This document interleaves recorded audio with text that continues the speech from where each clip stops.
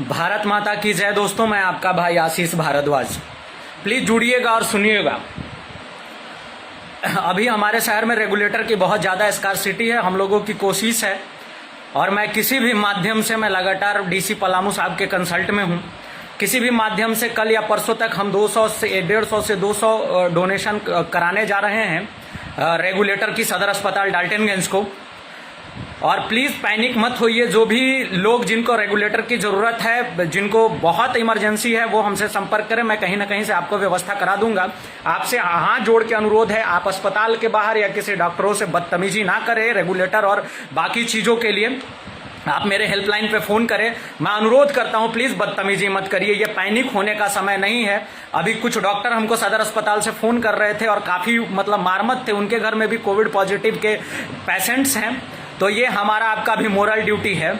और मैं ना बड़ा दुखी हूँ एक चीज़ जान के। कल मैंने चार एम्बुलेंस को पकड़ा है। वो उन एम्बुलेंसों को जो चारों एम्बुलेंसों ने ये कहा कि एक डिसीज्ड बॉडी को सदर अस्पताल से पणवा ले जाने के लिए 8,000 रुपए चाहिए। 4 एम्बुलेंसों को मैंने पकड़ा है। और भगवान के दया से मैं अभी उनका नाम सार्वजनिक नहीं कर सकता हूं, क्योंकि उनकी जो पैरवी आई है कुछ अपने लोगों ने करी है। मैं हाथ जोड़ के निवेदन करता हूं आपसे भैया, हाथ जोड़ के निवेदन करता हूं। स्थिति बहुत भयावह है।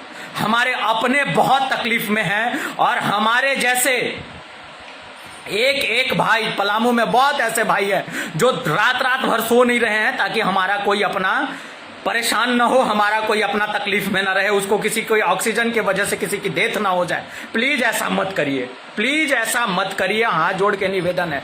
कुछ अस्पताल हैं जिनके बिल्स हैं मेरे पास। अगर आपको यकीन न हो तो आप मेरे से मिलिए। और मैं उनका नाम सार्वजनिक अभी करना नहीं चाहता हूं, क्योंकि अभी उनकी जरूरत है समाज को। हाथ जोड़ के निवेदन है भैया, मत ऐसा करो, मत ऐसा करो, मत मजबूर करो। और अगर दूसरी बिल आ गई उस तरीके की तो वो अस्पताल प्रबंधन मुझे सुनते हैं, मुझे पता है, घुस के मारेंगे, आपके अस्पताल को बंद करेंगे। आप क्या समझ के रखे हैं पलामू को? चारागाह नहीं है हमारा पलामू। आप चलिए, आप इसको जिस तरीके यूज करिए। अरे मजबूर हैं लोग, मजबूर है लोग। आंसू पोछो भैया, आपको भी जाना है ऊपर एक दिन। क्या लेके जाओगे, क्या करोगे इन पैसों का, कहां रखोगे इसको? और बाद में कुछ त्रासदी होगी ना तो कहोगे कि यह ना तो वो। मत ऐसे कमाओ। हाथ जोड़ के निवेदन है। और कुछ भाई हैं जो लगातार बैठे बैठे सोशल मीडिया पे सरकार को गाली दे रहे हैं। मैं उनसे पूछता हूं, सरकार को गाली तो हम दे सकते हैं, ठीक है, सरकार एक सिस्टम है। सरकार ने ये नहीं किया, सरकार ने वो नहीं किया, किसी भी सरकार ने, चाहे वो राज्य की हो चाहे केंद्र की हो। लेकिन हम अपनी ड्यूटी क्या कर रहे हैं? हमारी ड्यूटी कहां है? कभी हमने उनसे आंख में आंख डाल के सवाल पूछा? जिंको भीट अभी तक अवेलेबल नहीं है आपके मार्केट में, वो जिंको भीट जो आसानी से मिला करता था। आप और हम सिर्फ भारत माता की जय बोलने से 26 जनवरी और 15 अगस्त को हम भारतीय नहीं होते हैं भैया। हाथ जोड़ के निवेदन है, मत करो ऐसा। सब बोलते हैं कि भैया हम बड़े देशभक्त हैं, हम बड़े देशभक्त हैं, हमने बड़ी देशभक्ति दिखानी है। कहां है आपकी देशभक्ति? Serving people is called as serving nation. अपने लोगों की सेवा करना ही राष्ट्र का सेवा है। राष्ट्र कोई एक अलग आधारभूत संरचना नहीं है। हमसे, आपसे, एक एक व्यक्ति से मिलकर के ये राष्ट्र का निर्माण होता है। और आज जब राष्ट्र को आपकी जरूरत है तो आप ऑक्सीजन सिलेंडर छुपा दे रहे हैं। आज जब राष्ट्र की आपको जरूरत है तो आप रेगुलेटर छुपा दे रहे हैं। आज जब राष्ट्र की आपकी जरूरत है तो आप ऑक्सीजन मास्क छिपा दे रहे हैं, ऑक्सीजन के पाइप छिपा दे रहे हैं। यहां तक कि ऑक्सो पल्स ऑक्सीमीटर जो 800 और 900 में मिलने वाली चीज थी, आज आप किसी भी मार्केट में खरीद के दिखा दीजिए, 2,500 से कम में नहीं अवेलेबल है। दवाओं की तो बात छोड़ दो भैया। क्या कर रहे हैं, क्या करेंगे इसका, क्यों करेंगे इसका? सरकार को गाली दीजिए। हम सरकार को गाली दे दिए, हमने अपनी सारी चीजें सरकार के माथे मढ़ दी। मैं मानता हूं कि स्वास्थ्य व्यवस्था जैसी होनी चाहिए थी वैसी नहीं है। मैं मानता हूं कि सारे सिस्टम कोलैप्स दिख रहे हैं। लेकिन इसके बाद भी ये भारतीयता, ये हिंदुस्तानियत जो हमारे कलेजे में जगनी चाहिए, वो मरती क्यों दिख रही है? इम्यूनिटी नहीं मरा है भैया, हमारे शरीर से ह्यूमनिटी मरते जा रहा है। हम और आप इसकी तरफ कभी ध्यान नहीं दे रहे। हाथ जोड़ के उन सभी भाइयों से मेरा करबद्ध निवेदन है। 24 घंटे फोन आ रहे हैं, कलेजा कांप रहा है। मैं आपको एक घटना बताता हूं। कल एक बच्ची ने, 14 वर्ष की बच्ची ने फोन किया मुझे कि भैया मेरी माँ बहुत सीरियस है, मेरे अब्बा बाहर रहते हैं, प्लीज मेरी मदद करो। मैंने उनको लाइन अप किया, आर्यन मेरा भाई, लीलावती हॉस्पिटल से मैंने बात करी, किसी तरह इस लड़की की मां की जान बचा लो। एम्बुलेंस की व्यवस्था करी, एम्बुलेंस वाले से हाथ जोड़ा, तब जाके वो किसी जेन्युइन रेट में माना और वो लड़की छमुहान पहुंची। मैं 11 बजे रात को लीलावती हॉस्पिटल के सामने खड़ा था और उस लड़की ने मुझे फोन किया कि भैया मेरी मां नहीं रही, आपने जो मदद किया उसके लिए धन्यवाद। इस तरीके की स्थिति है भैया, इतनी भयावह कंडीशन है, क्या गुजर रही होगी उस बच्ची पे। और अगर वो उस बच्ची को एक ऑक्सीजन और ऑक्सीमीटर के वजह से उसकी मां का देहांत हो गया क्योंकि उसको कहीं पल्स ऑक्सीमीटर नहीं मिला। बहुत भयावह स्थिति है, बहुत भयावह स्थिति है। मैं आपसे निवेदन करता हूं, तमाम लोग, जिन भी, हो सकता है मेरा बात आपको बुरा लगेगा और मैं ये नहीं कह रहा हूं कि सारे लोग ही गलत कर रहे हैं। बहुत ऐसे दुकानदारों को मैं जानता हूं, बहुत ऐसे पैथो लैब वालों को मैं जानता हूं जो फ्री में भी आरटीपीसीआर कर रहे हैं, मेरे भेजे हुए। ऐसे मेरे पास 4-5 पैथो लैब के भी नाम है, ऐसे 4-5 दुकानदार भाइयों के भी नाम है जिनके अभी तक 5-5 हजार के बिल पड़े हुए हैं और वो पेशेंट के परिवारों को फोन नहीं कर रहे हैं, अरे भैया ले लेंगे हम कोविड के बाद। ऐसे भी हॉस्पिटल्स को हम जान रहे हैं जो अपने ऑक्सीजन सिलेंडर सदर अस्पताल पहुंचा दे रहे हैं एक फोन पे। लेकिन एक ऐसे भी लोगों को हम जान रहे हैं भैया जिन्होंने गंद मचा रखी है, काला बाजारी का गंद मचा रखा है। मैं हाथ जोड़ के प्रशासनिक लोगों से अनुरोध करता हूं, कड़ाई करो साहब, चढ़ो इनके ऊपर। जिले में किसी भी चीज की स्कार्सिटी नहीं है भैया। ये जो लोग हैं ना जिन्होंने इसको ताले में बंद कर रखा है अपने फायदे के लिए, उन्होंने स्कार्सिटी कर रखी है। यकीन मानिए मैं ढूंढ के रेगुलेटर दिलवा रहा हूं कल से और रेगुलेटर अवेलेबल हो जा रहा है। किसी को 5,000 में, किसी को 4,000 में, किसी को 3,000 में मेरा फोन जा रहा है तो अच्छा भैया 2,000 में दे दे रहे, कोई बात नहीं है। क्या है, कहां है हिंदुस्तानियत, कहां है वो राष्ट्र, कहां है मां भारती जिसके लिए हम चिक कर चिल्ला कर नारा लगाते हैं भारत माता की जय। कहां है वो हिंदुस्तानियत, कहां है वो इंसानियत। किस भारत की बात आप कल करेंगे बैठ करके,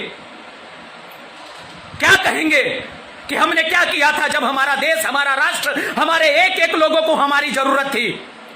अभी मैं आ रहा हूं एक एम्बुलेंस वाले को सीधा करके, उसने हाथ जोड़ा है, अपना नंबर दिया है, बोला है जब जरूरत हो भैया मैं 5 से 7 लोगों की फ्री सेवा करूंगा, तब जाके मैंने छोड़ा है। मैं किसी को यहां बदनाम करने नहीं बैठा हूं और मैं किसी को यह नहीं करना चाह रहा हूं कि उनके वो जो सेवा कर रहे हैं वो तोहमत लगे उस पर। लेकिन आप जो कर रहे हैं ना भैया सही नहीं है। बस ये जान के चलिए, अपने घर में जाइएगा और अपने बच्चे का एक बार चेहरा देखिएगा और उससे पूछिएगा कि बेटा मैंने ना 5 रुपए की चीज आज 500 में बेची है।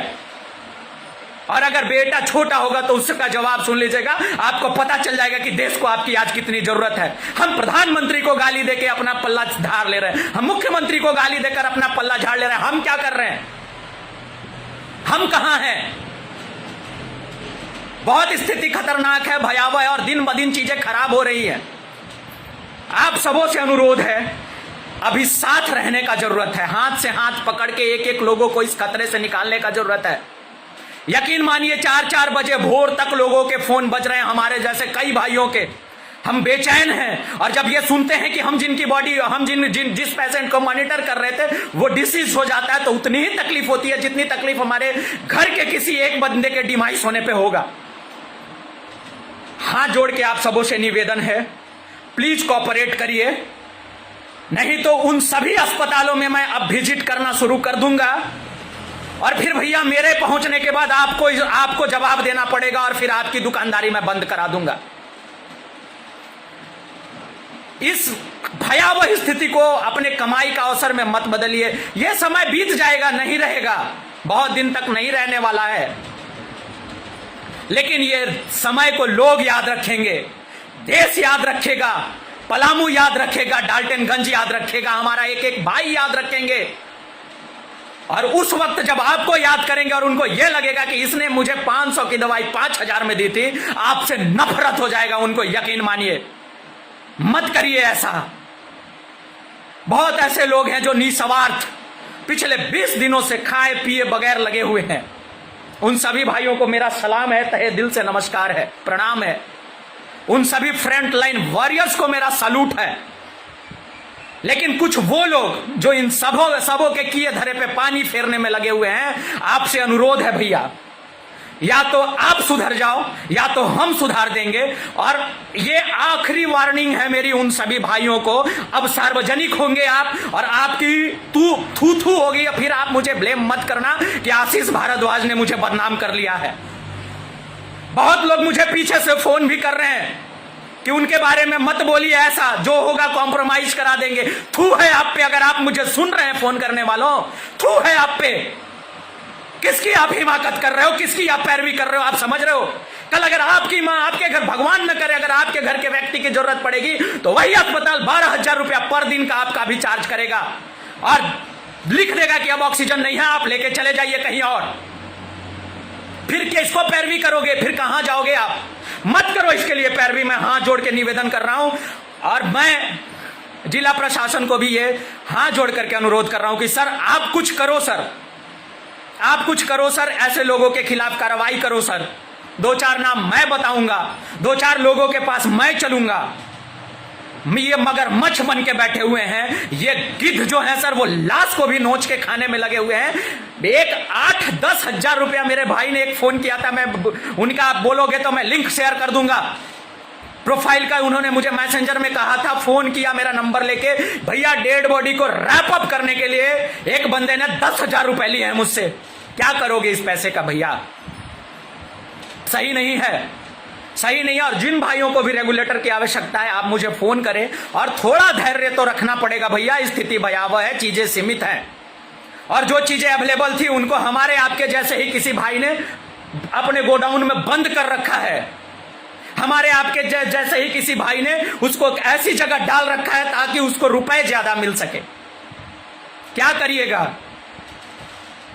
उनके लिए इंसानियत, उनके लिए भारतीयता, उनके लिए झारखंडी होना ज्यादा प्राउड नहीं है। उनके लिए 10 रुपया इस अवसर आपदा में आपकी मौत का व्यापार करना ज्यादा बढ़िया लग रहा है उनको। हाथ जोड़ के निवेदन है, मत करो ऐसा, मत करो मानवता को कलंकित भैया। ऐसे 20 नाम व्हाट्सएप पर पड़े हुए हैं, सिर्फ गाली दे के अगर हम बच के निकल जाए तो ये नहीं है। जवाबदेही हमारी भी उतनी है और उसके बाद अगर चीजों की जरूरत है तो हम सरकार को बार बार चिल्लाएंगे, चिल्ला चिल्ला के उनको सुनने पे मजबूर कर देंगे। लेकिन जो अवेलेबल है उसको तो मत छुपाओ। हाथ जोड़ के निवेदन है, आप भी अपना एक अच्छे हिंदुस्तान के नागरिक होने का फर्ज अदा करिए। उस तिरंगे के सम्मान में खड़े रहिए। उस तिरंगे को सम्मान में जो एक एक व्यक्ति खड़ा रहता है उसके सम्मान में खड़े रहिए। मां भारती के लिए खड़े रहिए, अपने लोगों के लिए खड़े रहिए, अपने देश के लिए खड़े रहिए, अपने राज्य के लिए खड़े रहिए, अपने जिले के लिए खड़े रहिए, अपने पड़ोसी के लिए खड़े रहिए, अपने घर के लिए खड़े रहिए भैया। कोई भी इस आपदा के चपेट में आ सकता है। सुरक्षित रहिए, कोशिश करिए कि जितना कम से कम बाहर निकला जा सके, सारे प्रिकॉशन के साथ जरूरी चीजों के लिए बाहर निकलिए। अगर मेरी बात बुरी लगी हो तो मैं हाथ जोड़ के क्षमा प्रार्थी हूं, लेकिन मैं ये इसीलिए कह रहा हूं कि ये आखिरी है। इसके बाद उन सभी लोगों का मैं चेहरा सामने लाना शुरू कर दूंगा जो ऐसे कर रहे हैं। आज तक जिनका नाम आया है मैं उनको भूल गया हूं, लेकिन आज के बाद जिनका नाम आएगा भैया उनको नहीं भुलाएंगे हम, और आपको सार्वजनिक कर देंगे, आपकी दुकानदारी बंद करा देंगे। यकीन मानिएगा, अगर आप मुझे सुन रहे हैं तो इसको एकदम कान खोल के सुनिएगा। आशीष भारद्वाज ना किसी लोभ में आता है, ना किसी से डरता है। इस बात को आप ठप्पा लगा लीजिएगा, किसी की फोन, किसी की पैरवी काम नहीं आएगी। अगर किसी के लाश पर आप पैसा कमाना चाहते हैं तो वो मैं नहीं होने दूंगा। जय हिंद, जय भारत, वंदे मातरम, भारत माता की जय। प्लीज प्लीज प्लीज ऐसा मत करो आप। हाथ जोड़ के आपसे करबद्ध निवेदन है।